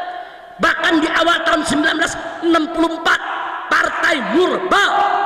Partai Murba itu partainya mantan-mantan PKI, sudah. Dulu mereka ikut PKI, setelah mereka lihat kelikikan PKI, kejahatan PKI, mereka keluar. Mereka bikin partai baru namanya Murba. Murba itu adalah musyawarah rakyat banyak, saudara. Disingkat Murba. Murba memberitahu kepada Presiden Soekarno, hati-hati angkatan kelima PKI untuk kudeta, untuk berontak. Supaya Bung Karno menolak, membatalkan itu program. Bung Karno nggak mau tahu. Akhirnya Partai Murba dibubarkan juga. PKI senang, saudara. Tahun 65 ini bagian akhir, saudara. Masuk tahun sebelum tahun 65, saudara. Begitu Masumi dibubarkan, kemudian GPII dibubarkan, Murba dibubarkan, banyak ulama protes saudara, tahun 63 64. Ulama protes rame-rame. PKI tekan Bung Karno, tangkap itu semua kiai yang protes, dan akhirnya kiai-kiai ditangkepi saudara. Almarhum Buya Hamka ditangkap, Mawardi Nur ditangkap, Kiai Haji Iskandar Soleh ditangkap saudara, Kiai Haji Yunan Helmi Nasution pimpinan Al-Wasiliyah saudara juga ditangkap saudara. Hampir 30 kiai di Jakarta semua ditangkap oleh Bung Karno dan dijebloskan ke penjara. Saat itu saudara PKI melihat musuh-musuhnya udah bubar, Masumi sudah bubar, GPII sudah bubar, PSI bubar saudara, Murba bubar saudara, kiai-kiai udah banyak ditangkap saudara. Bagi PKI tinggal satu musuhnya, tentara saudara. Bagaimana cara menghabisi tentara? Bunuh jenderal-jenderalnya saudara. Kalau jenderal-jenderalnya dibunuh, tentara akan kucar-kacir berantakan saudara. Itulah sebabnya di bulan Juli tahun 1965 PKI dengan izin presiden mendatangkan 2000 pemuda dari berbagai daerah kumpul di Jakarta, masuk ke Halim Perdana Kusuma, base campnya. Mereka latihan perang saudara, resmi latihan bagaimana lempar granat, bagaimana merakit senjata, bagaimana cara menembak, bagaimana strategi perang saudara. Ya, ulama protes, kiai protes, NU protes, Muhammadiyah protes, tidak didengar oleh Bung Karno. Saat itu NU dan Muhammadiyah masih mengambil sikap saudara arif dan bijak, menasehati presiden. Belum, NU belum marah saudara, belum. Emang orang kalem kalau marah gawat saudara. NU belum marah saudara, masih kalem, masih meneliti ini ada apa nih di negeri model begini ini. Akhirnya saudara tanggal 30 September 7 jenderal diculik dari rumahnya oleh PKI untuk dibunuh. Hanya satu yang selamat, yaitu Jenderal Abdul Haris Nasution. Itu pun anaknya tertembak mati yang berusia 5 tahun, Ade Irma Suryani Nasution saudara. Yang lain berhasil ditangkap, diseret, dibawa saudara ke Halim Perdana Kusuma, disiksa, dibunuh, mayatnya dikeburkan dalam lubang buaya saudara. Setelah itu saudara, besok paginya Radio Republik Indonesia dikuasai oleh PKI. PKI mengumumkan lewat radio ke seluruh Indonesia bahwa Dewan Jenderal ingin kudeta, ingin menghabisi Soekarno. Kami tangkap, kami lawan, dan kami berhasil. Kini yang berkuasa di Indonesia adalah Dewan Revolusi Baru di bawah pimpinan Soekarno. Mereka sengaja pakai nama Soekarno supaya rakyat nggak berontak saudara, supaya rakyat percaya kalau jenderal-jenderal tadi ingin berontak saudara. Kalau jenderal-jenderal tadi ingin berontak, mestinya ditangkapnya bukan di rumahnya lagi tidur saudara, mestinya mereka lagi rapat digerebek saudara. Licik, pendusta, penipu saudara. Tapi di hari yang sama tanggal 1 Oktober itu saudara, Jenderal Abdul Haris Nasution dalam keadaan shock, dalam keadaan luka, kakinya tidak bisa jalan, dia kumpulkan para jenderal yang tersisa, termasuk Sarwo Edi, begitu juga Letjen Soeharto saudara. Semua mereka kumpulkan, diperintahkan oleh Jenderal Abdul Haris Nasution. Negara harus diselamatkan, negara nggak boleh diambil oleh PKI, ini berbahaya. Akhirnya Soeharto memimpin penyerbuan ke Radio Republik Indonesia, ambil alih saudara, siarkan ke seluruh Indonesia bahwa kudeta PKI gagal. Sarwo Edi ini adalah mertuanya SBY saudara. Sarwo Edi saat itu kolonel, memimpin RPKAD, kalau sekarang disebut Kopassus saudara, membawa pasukan, dia serang itu Halim Perdana Kusuma. Ternyata PKI yang berontak saudara, banyak oknum angkatan darat, angkatan laut, angkatan udara. Siapa bilang tentara tidak disusupi? Letkol Untung saudara, yang memimpin G30 PKI dari PKI saudara, kolonel angkatan darat. Jadi jangan pikir angkatan darat tidak tersusupi saudara. Hari itu yang kita lawan tentara saudara. Cakrabirawa, pasukan pengamanan presiden, tentara angkatan darat, mereka yang culik para jenderal. PKI kuat saudara, dia punya pasukan, dia menyusup kemana-mana. Nah disitulah saudara, setelah kejadian itu Allah bukakan hati para kiai kita di NU, saudara. Selama ini kan NU meneliti, ini bagaimana ini coba lo begini negeri, saudara. Allah bukakan hati para kiai dari Sabang sampai Merauke. Akhirnya para kiai itu menyerukan untuk memprotes PKI. Turunlah Ansor pada tanggal 10 Oktober, saudara. Ansor di setiap kota di tanah Jawa melakukan demo, saudara, di tiap kota meminta supaya PKI dibubarkan, saudara. Karena PKI sudah lewat batas, mereka mengulangi pengkhianatan.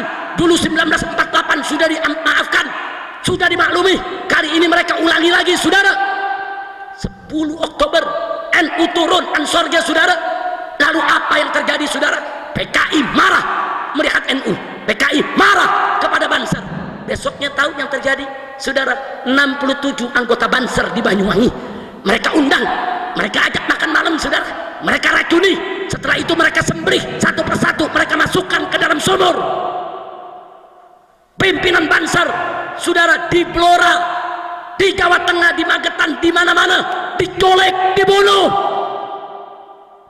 Akhirnya tanggal 13 Oktober, saudara, NU marah, Banser marah, Ansor marah.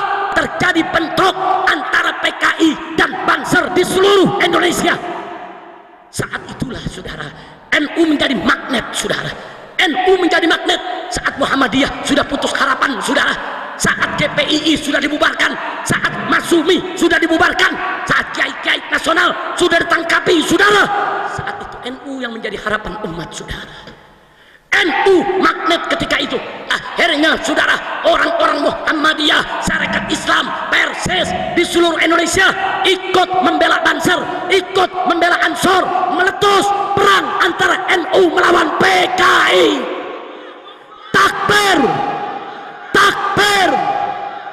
Hampir 1 tahun pertempuran meletus, saudara, di setiap kampung. Dan alhamdulillah, berdasarkan catatan sejarah, 1 juta PKI mati saat melawan umat Islam, saudara. Nah, sekarang PKI mau putar balik sejarah. Apa mereka bilang? Kami dibantai oleh NU, kami dibantai oleh Banser, kami nggak salah apa-apa, kami dibantai di mana-mana. Nih PKI lagi putar balik sejarah nih, saudara. Banser tidak akan marah, Banser tidak akan bunuh mereka kalau mereka tidak bunuh kiai-kiai NU. Betul?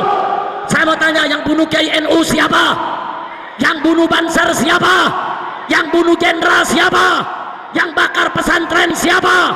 Yang khianat kepada negara siapa? Jadi kalau Banser marah, wajar tidak? Ansor marah, wajar tidak? Takbir. Sallu ala Nabi. Kurang ajar, sekarang mau dibalik sejarahnya, saudara. Mereka bilang sekarang mereka korban. Ini dia kurang ajar, saudara. Dulu gagahnya nyeret kiai kita, sembelih kiai kita, bakar pesantren-pesantren NU kayak jagoan, mentang-mentang berkuasa.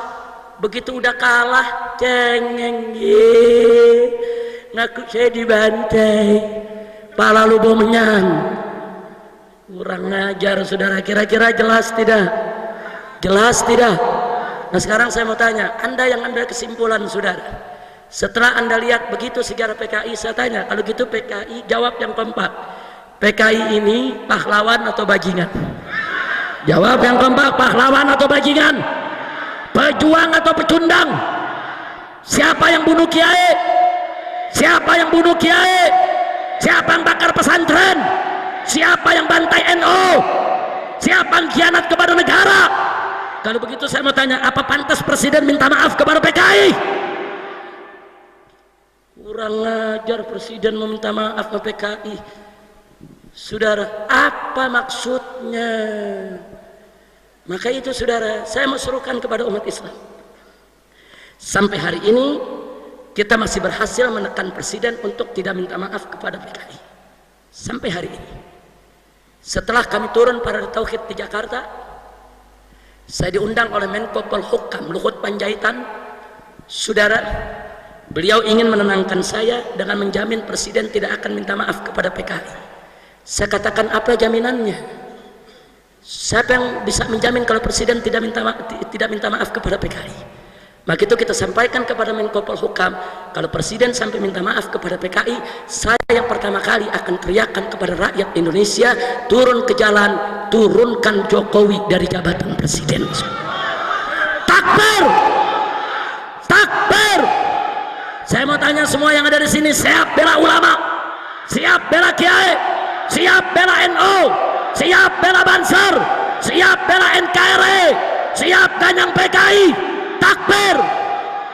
Kalau Jokowi sampai minta maaf kepada PKI, saudara, kita minta kepada umat Islam dimanapun anda berada, NU-nya, Muhammadiyahnya, Wasliyahnya, dan seluruh ormasnya dan komponennya, saudara, kita turun ke jalanan, turunkan Jokowi dari jabatan presiden, saudara. Setuju tidak? Takbir! Dan ganti namanya jadi Jokodok. Ganti namanya jadi Jokodok, saudara. Jangan takut, saudara. Enggak. Ini gara-gara dari bulan Januari sampai hari ini terus saya ceramah begini di mana tempat, saudara, pemerintah mau buat undang-undang lagi penghinaan kepada presiden supaya bisa ditangkap. Dulu tahun 2003 saya ditangkap dengan undang-undang penghinaan kepada presiden, saudara. Tapi tahun 2005 setelah kita keluar, rame-rame dengan ormas hitam kita tuntut itu undang-undang, itu pasal ke Mahkamah Konstitusi dan sudah dibatalkan, sudah, sehingga nggak ada lagi pasal penghinaan presiden. Nah, karena sekarang Jokowi di mana-mana disebut Jokodok, ini dianggap menghina presiden, maka presiden minta supaya undang-undang tadi dihidupkan kembali, supaya dia gampang nangkep Habib, gampang nangkep Kiai lagi, saudara. Tunggu dulu. Nah, setelah mereka gagal, ditolak oleh DPR, sekarang Kapolri mengeluarkan surat tentang hate speech, pernyataan kebencian, saudara, supaya polisi bisa tangkap siapa saja yang hina presiden. Kebon, kadal kebon. Saya tanya, takut jangan? Takut jangan? Takbir! Jangan takut. Ini yang hak harus disuarakan, saudara. Baik, sebagai penutup ceramah saya, muncul pertanyaan, emang kenapa sih kalau presiden minta maaf kepada PKI, kok Habib dan kawan-kawan FPI kok begitu marah? Ada apa sih? Jawab jangan. Kapan? Tahun depan aja, biar diundang lagi. Udah sejam lebih nih. Nggak apa-apa, saya kira mah udah 1,5 jam ini. Lanjut, ente lanjut, mulut anu udah berbusa. Baik, singkat saja, perhatikan baik-baik. Kenapa kami menolak keras presiden minta maaf kepada PKI? Saudara, memang maaf memaafkan itu ajaran Islam. Maaf memaafkan itu memang kesantunan Islam. Maaf memaafkan itu memang kedamaian Islam. Tapi hati-hati, minta maaf presiden ini bukan sembarang minta maaf. Ini punya implikasi politik dan hukum, saudara. Satu, kalau presiden minta maaf kepada PKI, maka itu akan diterjemahkan oleh media, oleh semua jurnalis, oleh semua pakar di negeri ini bahwa PKI tidak bersalah, saudara. Nah, saya mau tanya, kalau PKI nggak salah, berarti yang salah NU, berarti yang salah Banser, berarti yang salah Ansor, berarti yang salah Kiai, berarti yang salah pesantren, berarti yang salah tentara, berarti yang salah polisi, berarti yang salah negara. Hati-hati Pak Jokowi minta maaf. Yang kedua, kalau presiden minta maaf kepada PKI, berarti PKI tidak salah. Dengan demikian implikasi hukumnya, PKI berhak mendapatkan rehabilitasi. Apa itu rehabilitasi? Dikembalikan nama baiknya, dipulihkan kembali partainya, dan diserahkan kembali seluruh aset PKI yang pernah disita oleh negara, saudara. PKI mesti resmi berdiri lagi, saudara. Berarti pembubaran PKI tidak sah. Berarti TAP MPRS nomor 25 tahun 66 itu semua tidak sah, saudara, alias bohong, penipuan. Hati-hati, presiden melawan keputusan MPR, saudara. Nggak boleh sembarangan, saudara. Nggak sampai di situ. Yang ketiga, saudara, Kalau presiden minta maaf kepada PKI, saat ini PKI sudah siapkan tuntutan, dan tolong catat baik-baik, tuntutan PKI sudah masuk ke pengadilan Mahkamah Internasional di Den Haag, saudara. Sejak 3 hari yang lalu sudah masuk ke Mahkamah Internasional, Mahkamah Hak Asasi Manusia, dan mereka minta ganti rugi per anggota PKI 1 miliar rupiah, saudara. Dan catat, anggota PKI di tahun 1965 terdaftar 3 juta orang, saudara.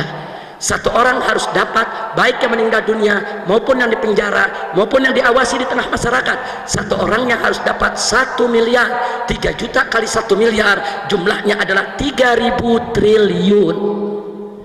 Bayangkan kalau setiap anggota PKI dapat 1 miliar, yang 500 juta diambil untuk dirinya, yang 500 juta bagi-bagi sama orang kampung di sekitarnya untuk pilih partai PKI. Kira-kira besok menang lagi gak? Jujur, di negara kita ini rakyat yang masih bisa dibeli suaranya banyak tidak? Jujur, banyak tidak? Banyak tidak? Hati-hati Bapak Presiden meminta maaf kepada PKI. Enggak sampai di situ, saudara. Yang berikut, yang keempat adalah, begitu presiden minta maaf kepada PKI, saudara, dan pengadilan HAM dibuka atas tuntutan PKI, maka berarti, saudara, semua kiai-kiai kita, orang-orang tua kita yang di tahun 65 ikut NU, ikut Ansor, ikut Banser, ikut lawan PKI, mereka semua akan diseret ke pengadilan hak asasi manusia, diseret sebagai penjahat perang, melakukan pelanggaran HAM berat sebab sudah bantai PKI, kurang ajar. Berarti hari ini kiai-kiai kita, sepuh-sepuh kita, kiai di Tebu Ireng, kiai di Jombang sana, kiai di Lirboyo, kiai di Sidagiri, saudara, kiai di Krapyak Jogja, kiai di Rembang, saudara, di mana-mana kiai-kiai NU, saudara, yang hari ini usia mereka sudah 70 tahun. Tanya mereka, dulu tahun 65 mereka komandan Banser, dulu tahun 65 mereka pimpinan cabang ranting daripada GP Ansor, dulu tahun 65 mereka ikut perang melawan PKI, saudara. Kalau ini sampai masuk Mahkamah Internasional, berarti kiai-kiai kita di Rembang, di Tebu Ireng, di Krapyak, di Sidagiri, di mana-mana, saudara, termasuk di Kenggong Probolinggo sana, saudara, semuanya harus menjadi penjahat perang dan dituntut, saudara, sebagai penjahat perang dengan dalih, saudara, melakukan pelanggaran HAM berat, membantai PKI, kurang ajar. Saya jujur mau tanya semua di sini umat Islam, apa Anda rela besok kiai-kiai Anda di pondok-pondok pesantren itu diseret sebagai penjahat perang? Jawab yang kompak, rela tidak? Ridho tidak? Siap bela kiai? Siap bela NU? Takbir! Jadi waktu Kiai Haji Salahuddin Wahid Gus Solah menyatakan, kalau presiden minta maaf kepada PKI, hati NU akan terlukai, itu nggak main-main, saudara. Nggak main-main. Dulu almarhum Kiai Haji Yusuf Hashim tahun 65 itu pimpinannya Banser, saudara, gagah memimpin perlawanan terhadap PKI di mana-mana, saudara. Dan tentara negara ini harus bersyukur kalau hari itu NU tidak melakukan perlawanan terhadap PKI. Siapa yang melawan, saudara? Masumi udah bubar, GPII udah bubar, Muhammadiyah, ulama-ulama kiainya udah ditangkap-tangkepi, saudara. Siapa yang bela negara ini kalau bukan NU, saudara? Siapa yang bela negara ini kalau bukan Ansor, saudara? Kontribusi NU, kontribusi Banser, kontribusi Ansor, saudara, terhadap keselamatan NKRI dari rongrongan PKI tidak bisa dipungkiri, betul? Maka itu saya mau tanya sekali lagi, jadi yang salah NU atau PKI? Kiai atau PKI? Pesantren atau PKI? Ansor atau PKI? Banser atau PKI? Takbir! Saudara, kakek saya dari ibu itu komandan Banser di Tanah Abang Petamburan, saudara. Dulu ditangkap oleh Cakrabirawa dengan tokoh-tokoh NU Betawi, saudara, karena dituduh tidak pro kepada PKI. Ditangkap, saudara, disiksa, dilucuti, saudara, muka sudah tidak kelihatan muka, luka di mana-mana. Cuman Allah selamatkan nyawanya, saudara. Beliau bersama tokoh NU Betawi Haji Matsani dan Haji Mentako, saudara, diseret dari depan rumah oleh Cakrabirawa karena dulu Tanah Abang, saudara, sampai Harmoni Kota itu adalah basis PKI di tahun 65, saudara.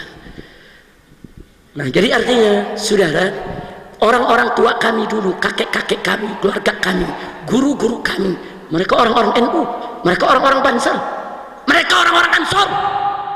Kami tahu kakek kami berjuang, datuk kami berjuang, warga kami berjuang, guru-guru kami berjuang, kiai kami berjuang. Lalu sekarang presiden ingin minta maaf kepada PKI, terus mereka mau sebut kakek-kakek kami, kiai-kiai kami sebagai penjahat perang. Kurang ajar. Insya Allah, enggak, saya enggak main-main di sini, sudah. Enggak, kalau coba-coba presiden minta maaf kepada PKI, kita akan goyang, kita akan demo setiap hari. Paling tinggi resiko mati, saudara. Mati cuman pindah tempat dari dunia ke akhirat. Wah, pindah tempatnya enak, digotong lagi, saudara. Nggak usah takut mati di jalan Allah, betul? Betul. Maka itu saya mau tanya semua di sini, siap bersatu? Umat Islam siap bersatu, siap berjuang, siap bela Allah, siap bela Rasul, siap bela Quran, siap bela Islam, siap bela Kiai, siap bela NU, siap bela Banser, siap bela Ansor, siap bela NKRI. Takbir, sallu ala Nabi. Nah, kita mau sampaikan sama tentara dan polisi, makanya sama Habib Mekiai jangan curiga melulu, betul? Dulu tentara kalau nggak ada NU mau kemana? Dipotong lo semua. Nah, jenderalnya udah dipotong, betul? Alhamdulillah ada NU, ada Habib, ada Kiai. Jangan Duh, Habib dicurigain, Kiai dicurigain. Jangan, saudara. Besok kalau PKI bangkit, siapa yang bela Anda? Bye-bye sama ulama, bye-bye sama Kiai, bye-bye sama pondok pesantren, betul? Jadi kalau besok PKI bangkit, polisi tentara tidur aja, senjatanya kasih laskar. Jangan kasih Banser istirahat dulu gantian. Biar FPI yang sikat PKI. Setuju tidak? Setuju tidak? Takbir. Kalau ada yang nanya, dulu FPI kemana? Kan belum lahir. Dulu mana ada FPI, kan belum lahir, betul? Kakek saya komandan Banser, guru saya pengurus NU, saudara. Wah, sampai sekarang FPI pun tetap anak NU, cuman anak bandel. Kerjaannya berkelahi melulu. Sebenarnya gitu doang. Kalau soal akidahnya sama-sama Asy'ari, fikihnya sama-sama Syafi'i, sholawat doyan, tawasul doyan, tabaruk doyan, sama. Cuman ada orang nggak suka kalau kita ini harmonis, betul? Ada orang nggak suka kalau kita akur, betul? Makanya kita mau diadu semua, betul? Maka itu saya mau tanya, siap bersatu, siap berjuang bersama, siap bersaudara, musuh NU Muhammadiyah atau PKI? Saya mau tanya, musuh NU Muhammadiyah atau PKI? Musuh Banser FPI atau PKI? Takbir. Alhamdulillah. Kira-kira jelas tidak? Paham semua? Nah, jujur, kalau presiden minta maaf kepada PKI, bahaya tidak? Bahaya tidak? Terima atau tolak? Biarkan atau lawan? Siap lawan? Siap jihad lagi?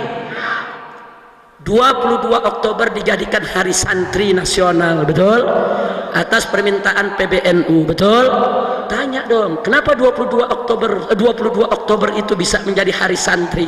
Karena di tanggal 22 Oktober, saudara, NU di bawah kepemimpinan Hadratus Syekh Al-Alimul Allama Kiai Haji Hasyim Asy'ari radhiyallahu taala anhu wa an jami'il muslimin, saudara, mengeluarkan resolusi jihad. Kenapa beliau keluarkan resolusi jihad? Karena nikah mendarat, saudara, di Surabaya. Inggris dan Belanda membonceng nikah, dia pengen jajah lagi Indonesia. Makanya Kiai Haji Hasyim Asy'ari dan ulama-ulama NU kala itu sepakat keluarkan resolusi jihad, umumkan di pondok-pondok pesantren, saudara. Akhirnya, saudara, meledaklah peristiwa 10 November, semangat arek-arek Surabaya melawan Inggris, melawan Belanda, sampai jenderal Inggris ikut mati karena resolusi jihad yang dikeluarkan NU, saudara. Takbir. Berarti saya tanya, NU jasanya besar tidak? Besar tidak? Besar tidak? Maka itu kita wajib jaga NU, saudara. NU adalah rumah besar Ahlus Sunnah wal Jamaah. NU nggak boleh dikotori sama Syiah, betul? NU nggak boleh dikotori sama Wahabi, betul? NU nggak boleh dikotori sama liberal, saudara, betul? Siap jaga NU, siap bela NU, siap bersihkan NU dari liberal. Takbir, sallu ala nabi. NU rumah besar Ahlus Sunnah wal Jamaah, termasuk rumah front pembela Islam, karena front pembela Islam ikut Ahlus Sunnah wal Jamaah. Karena itu seluruh anggota FPI di seluruh Indonesia wajib untuk ikut memiliki NU, wajib untuk ikut menjaga NU, wajib untuk ikut membela NU, saudara. NU rumah besar Ahlus Sunnah wal Jamaah yang didirikan oleh Hadratus Syekh Al-Alimul Allamah Kiai Haji Hasyim Asy'ari atas dasar akidah Asy'ariyah dan fikih Imam Syafi'i, saudara.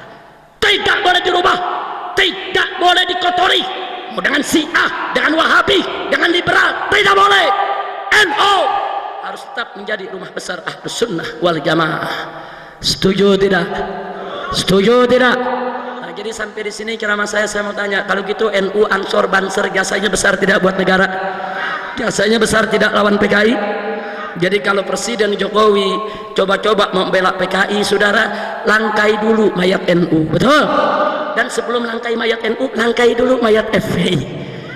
Nah, langkai dulu anaknya, lu jangan lawan bapaknya, gua colok. Lawan sini anaknya dulu. Setuju? Setuju? Ini dia nih repotnya, punya presiden tukang mebel begini nih. Bukan dia urusin negara, urusin minta maaf sama PKI. Urusin tuh asap-asap di Sumatera, asap. Urusin asap, urusin tuh pengangguran banyak, urusin tuh sembako pada naik di mana-mana, urusin tuh desa-desa. Yang diurusin minta maaf sama PKI. Kutil babi. Akhirnya kita mohon kepada Allah, mohon kepada Allah bibarakatil Fatihah wa mu'jizatil Fatihah, agar Bapak Presiden Republik Indonesia Joko Widodo dapat taufik dan hidayah, sehingga tidak minta maaf kepada PKI dan umat Islam di Indonesia, khususnya NU dan seluruh Ahlus Sunnah wal Jamaah, dikuatkan, diberikan kemenangan oleh Allah Subhanahu wa taala. Ala hadhihi niyyah wa likulli niyatin salihah wa ila hadratin nabiyil mustafa sallallahu alaihi wasallam bisiril Fatihah.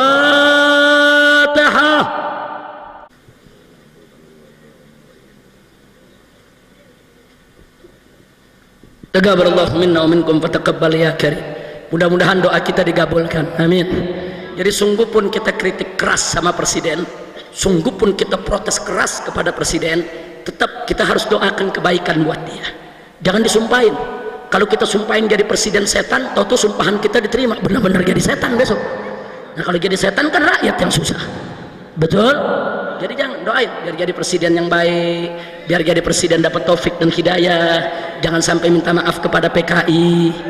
Nah, maka itu saya mau tanya kesimpulan akhir, saudara, kepada semua yang ada di sini. Jawab rame-rame, yang kompak. Jadi kalau begitu, PKI itu pahlawan atau bajingan?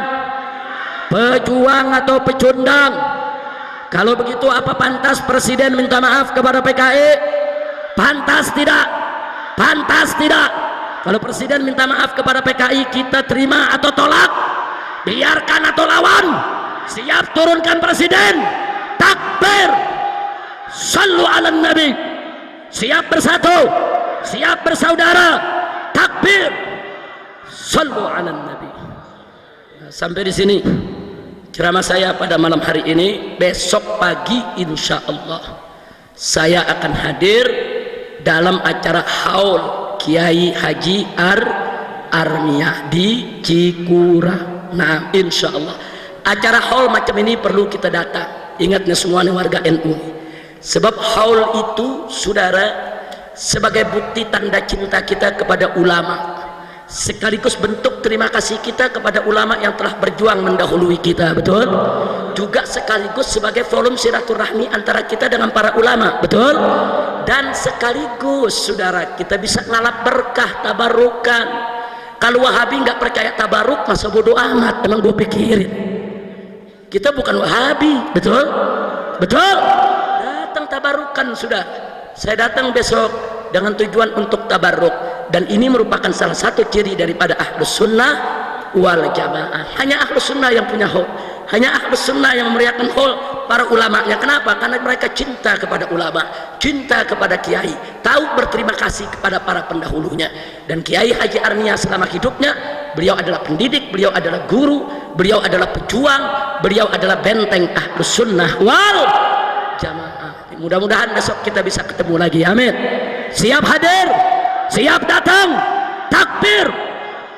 Nah, di sini saya ucapkan terima kasih kepada GP Ansor yang menjadi panitia, para banser yang luar biasa menjaga dengan begitu tertib, begitu juga kepada NU-nya, fatayatnya, muslimatnya, dan teristimewa untuk Ustadz Saifullah yang telah menjadi wasilah.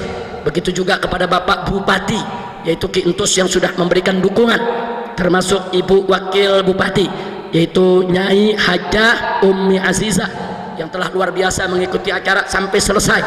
Nah, mudah-mudahan Tegal ini Allah jadikan Madinatan Thayyibah, Madinatan Salihah, Madinatan Aminatan Mutmainnah, Madinatan Mubarakah. Amin ya Rabbal Alamin. Kalau dulu Tegal pernah direbut oleh PKI, maka ke depan tidak boleh lagi ada kata Tegal direbut oleh musuh Islam. Betul? Siap jaga Tegal, siap bela Tegal, takbir. Dan terima kasih kepada kiai-kiai yang lainnya. Terima kasih kepada anggota dewannya juga hadir di sini. Jazakumullahu khairal jaza. Dan terima kasih kepada para habaib. Di sini saya lihat tadi ada Habib Agil Al-Attas, ada Habib Hamid Al-Attas, dan habaib yang lain yang tidak saya sebutkan satu persatu, tapi mereka adalah kerabat saya, mereka adalah keluarga saya. Mudah-mudahan para habaib dan kiai di Tegal akan selalu bersatu. Amin. Amin ya Rabbal Alamin. Jangan mau diadu domba dengan siapapun. Mudah-mudahan Allah memberikan kemenangan kepada kita. Nah, itu saja yang bisa saya sampaikan. Dan akhirnya saya ingin umumkan, insya Allah tanggal 23 Desember, malam 24 Desember, Front Pembela Islam akan menggelar, yaitu Maulid Akbar Nabi Muhammad SAW, yaitu di Jalan Raya Petamburan, markas Front Pembela Islam. Saudara, sekaligus untuk menyatakan sikap secara nasional bahwa kami, saudara, akan menolak bentuk minta maaf dalam bentuk apapun yang disampaikan oleh negara kepada PKI. Jadi menolak PKI bagi kami adalah harga mati. Nah, Anda yang kebetulan tinggal di Jakarta atau saat itu ada di Jakarta, atau yang punya kesempatan untuk ke Jakarta, silakan untuk hadir dalam acara kami nanti, yaitu jatuhnya Rabu, malam Kamis, dari mulai ba'da Isya sampai selesai, akan dihadiri oleh para habaib, para ulama dari luar maupun dalam negeri, dari Sabang hingga Merauke. Mudah-mudahan diberkahi oleh Allah Subhanahu wa taala. Nah, itu saja yang bisa saya sampaikan. Jangan ada yang bergerak sebelum ditutup dengan doa oleh salah seorang tokoh kita yang ada di sini. Kita aminkan dengan khusyuk, kita aminkan dengan saduh, kita aminkan dengan muqinun bil ijabah, dengan yakin yang doa kita diterima oleh Allah Subhanahu wa taala. Nah, sekian dari saya. Terima kasih atas segala perhatiannya. Mohon maaf atas segala kesalahan, kekhilafan, dan kekurangannya. Hadani Allah wa iyyakum ila siratihil mustaqim. Wallahul muwaffiq ila aqwamit thariq. Wassalamualaikum warahmatullahi wabarakatuh.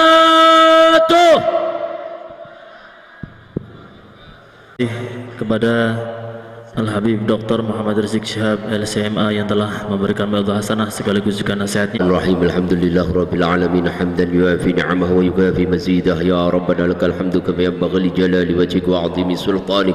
Subhanaka la nuhsi sana'an 'alaika ma asnaita 'ala nafsik, falakal hamdu hatta tarda wa lakal hamdu idza radita wa lakal hamdu ba'da ridha. Allahumma shalli wa sallim 'ala sayyidina Muhammadin fil awwalin wa salli wa sallim 'ala sayyidina Muhammadin fil akhirin. Salli wa sallim 'ala sayyidina Muhammadin fi kulli waqtin wa hin. Salli wa sallim 'ala sayyidina Muhammadin في الملأ الأعلى إلى يوم الدين. صل وسلم على سيدنا محمد حتى ترث الأرض من عليها وأنت خير الوارثين. اللهم إنا نستغفرك ونستودعك أدياننا وأبداننا وأنفسنا وأموالنا وأهلنا وكل شيء أعطيتنا. اللهم اجعلنا وإياهم في كنافك وأمانك وأيادك وجوارك من كل شيطان مريض وجبار عنيد وذي عين وذي بغي وذي حسد ومن شر كل ذي شر، إنك على كل شيء قدير. اللهم خذنا بالتقوى والاستقامة وأعذنا من موجبات الندامة في الحال والمال والمآل، إنك سميع الدعاء. وصل اللهم بجلالك وجمالك على سيدنا محمد وعلى آله وصحبه وبارك وسلم أجمعين، ورزقنا كمال المتابعة له ظاهرا يا أرحم الراحمين، بفضل سبحان ربك رب العزة عما يصفون، والسلام على المرسلين، والحمد لله رب العالمين. بسر الفاتحة. kurang lebihnya mohon maaf. Subhanakallahumma wa bihamdika asyhadu an la ilaha illa anta astaghfiruka wa atubu ilaik. Assalamualaikum warahmatullahi wabarakatuh. Allahumma shalli ala sayyidina Muhammad.